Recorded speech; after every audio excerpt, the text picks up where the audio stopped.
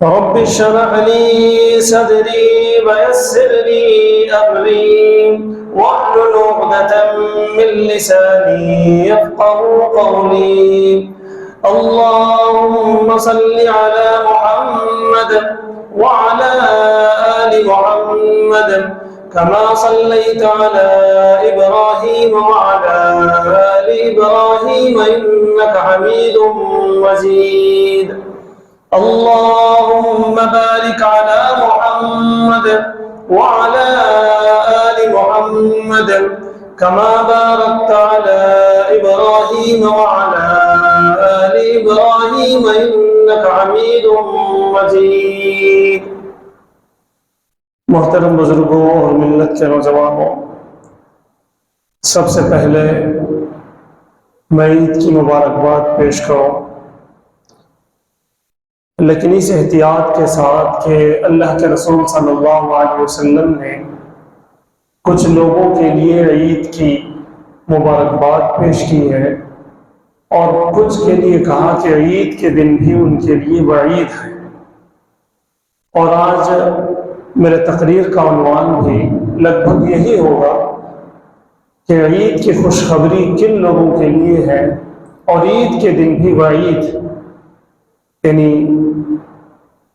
اسلام کی طرف سے وہ کون سے لوگ ہیں جن کے لیے خوشخبری نہیں ہے بلکہ ان کے لیے وعید ہے، ان کے لیے دھمکی ہے. اور اس کے ساتھ ساتھ انشاءاللہ اگر وقت میں گنجائش ہوگی تو رمضان کا جو پیغام ہے اس پر بھی انشاءاللہ بات کرنے کی کوشش کی جائے گی.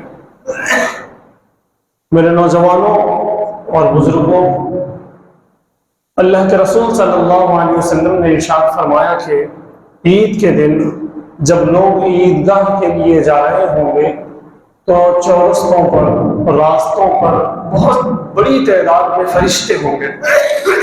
فرشتے استقبال کر رہے ہوں گے لوگوں کا، اور وہ فرشتے اللہ رب العزت سے عرض کریں گے، کہیں گے، پوچھیں گے کہ اللہ، یہ لوگ اتنی تیزی سے اور اتنی بڑی مقدار میں، اتنی بڑی کوانٹٹی میں کہاں جا رہے ہیں؟ اللہ رب العزت پوچھیں گے ان سے، فرشتوں سے اللہ رب العزت پوچھیں گے کہ یہ لوگ کہاں جا رہے ہیں؟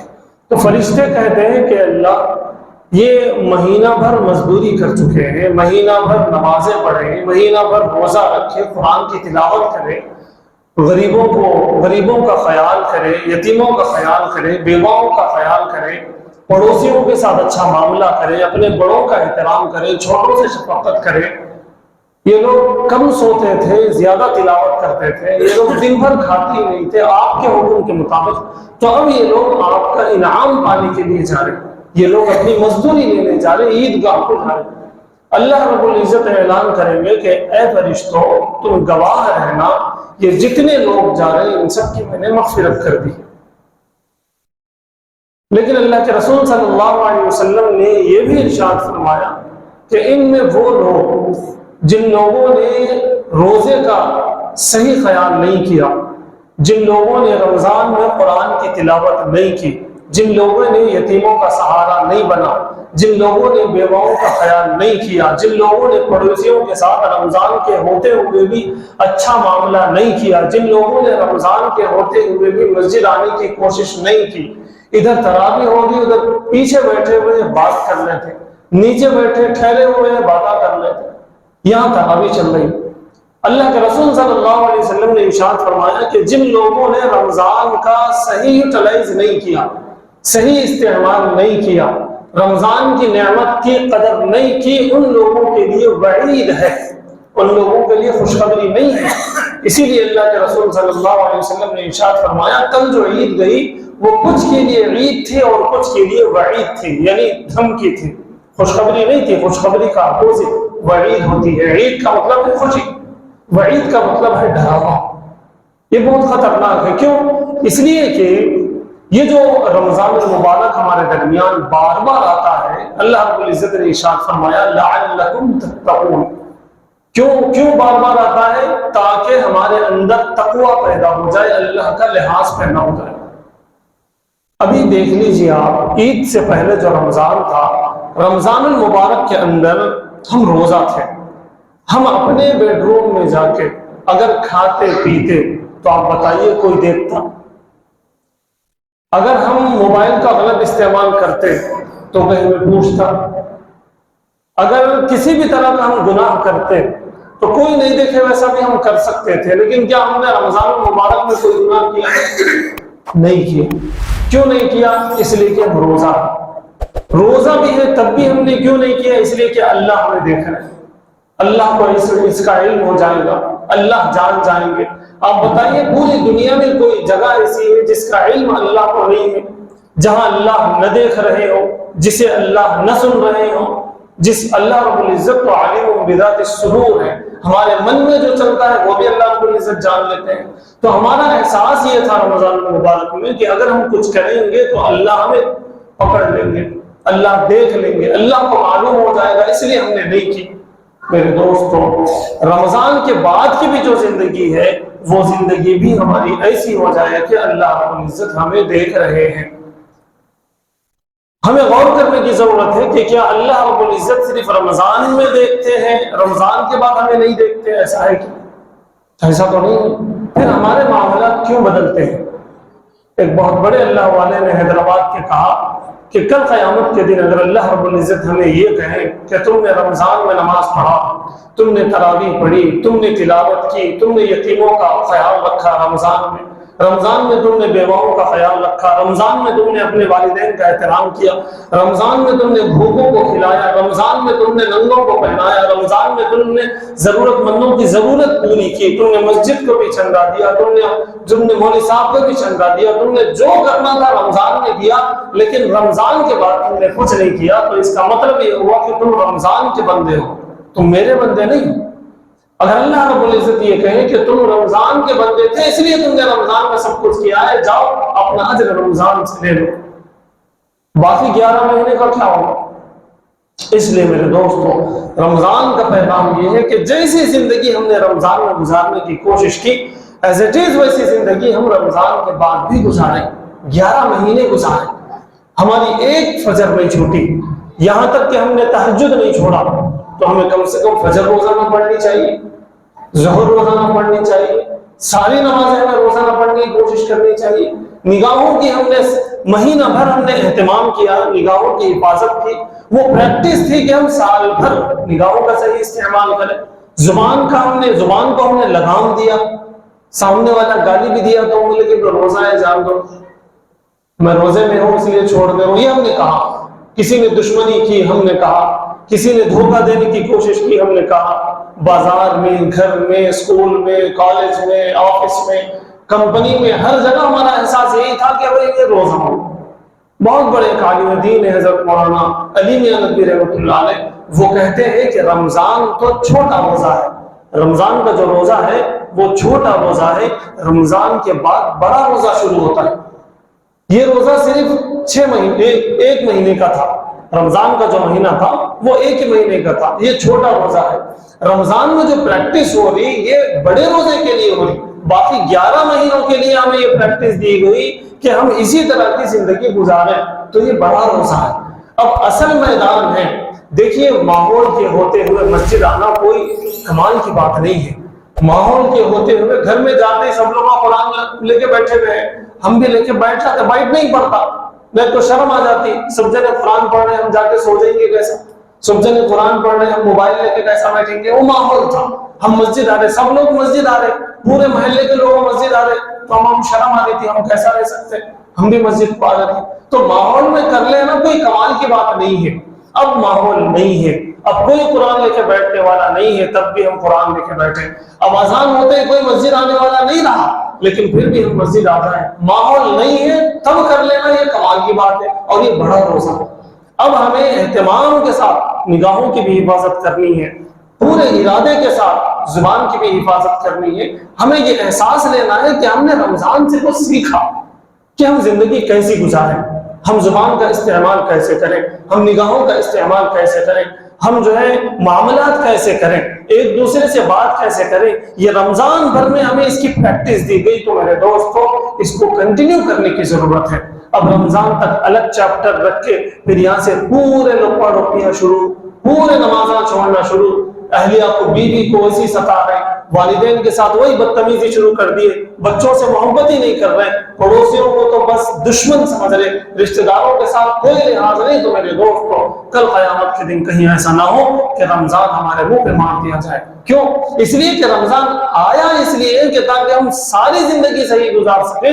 لعلکم تتقون، اے لوگوں، رمضان میں جس طرح تم نے مجھ سے ڈرا، میرا لحاظ کیا، اللہ رب العزت ارشاد فرماتے ہیں پوری زندگی مجھ سے ڈرو، میرا لحاظ کرو۔ ایسا نہیں ہے کہ میں صرف رمضان میں دیکھ رہا ہوں، میں تو ہمیشہ تمہیں دیکھ رہا ہوں۔ علیم بذات الصدور ہوں، تمہارے من میں جو گزرتا ہے، تمہارے خیال میں جو آتا ہے، اللہ رب العزت ارشاد فرماتے ہیں کہ وہ بھی ہم جانتے ہیں، اور اس پر بھی یا تو اجر ہے یا تو عذاب ہے۔ اس لیے میرے دوستو، رمضان کا یہ پیغام ہے کہ ہم پوری زندگی ایسی گزارنے کی کوشش کریں جیسے ہم نے رمضان میں گزاری۔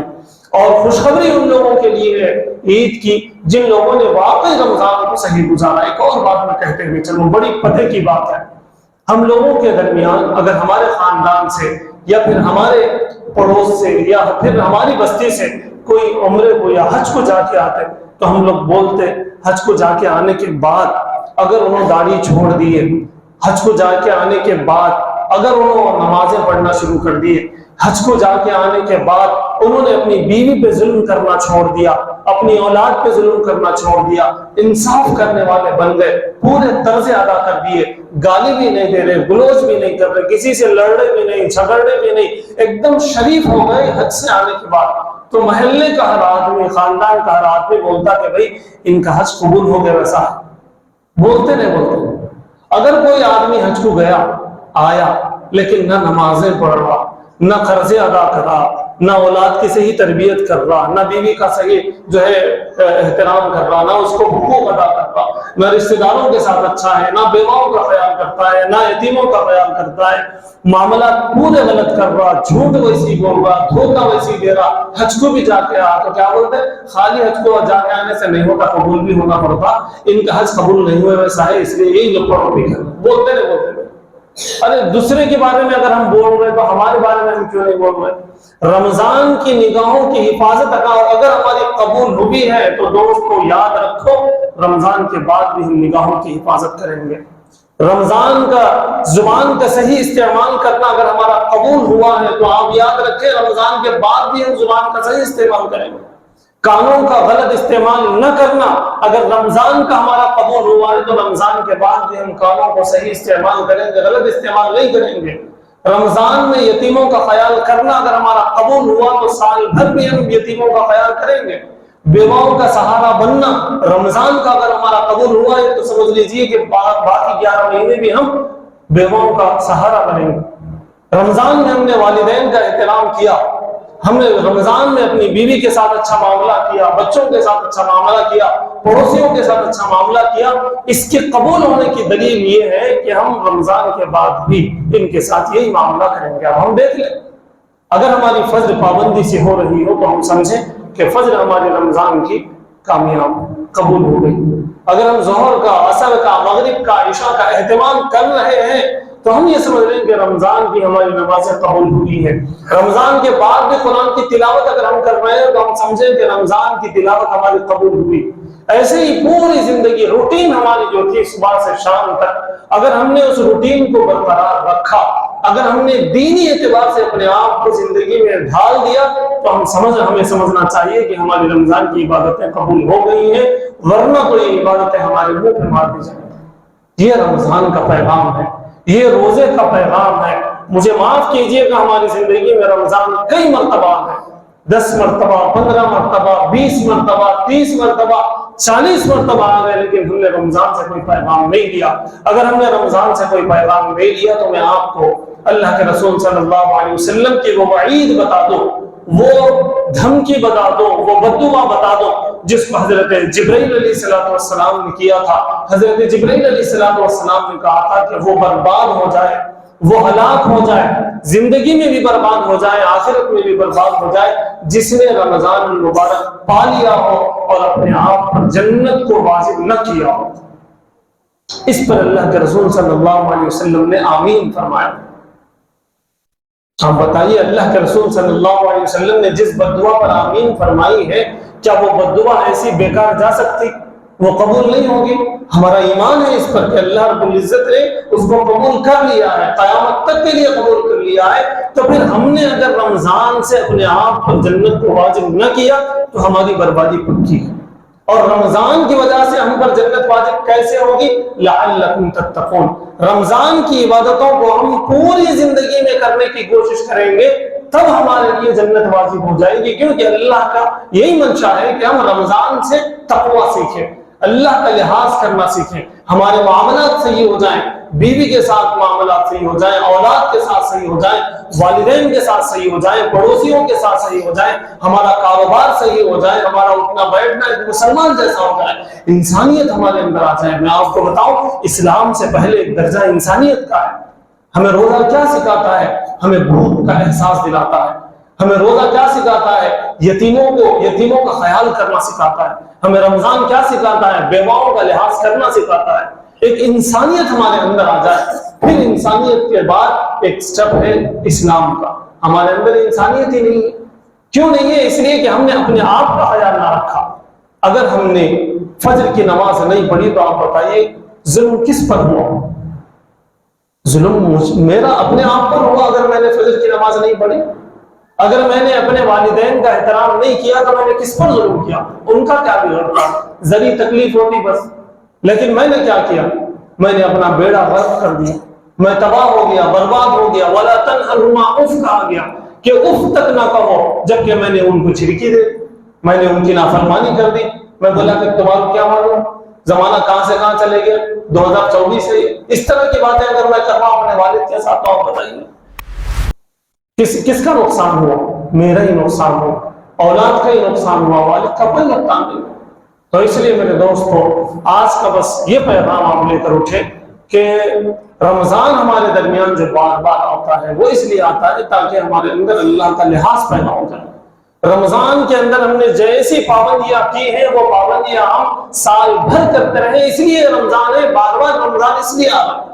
اس کو ہم غور سے سمجھنے کی کوشش کریں، اس کو اپنے ذہنوں میں بٹھانے کی کوشش کریں، اپنی زندگیوں میں لانے کی کوشش کریں۔ اور میں نے یہ بات بھی بتائی کہ ماحول کے ہوتے ہوئے کر لینا کوئی کمال نہیں ہے۔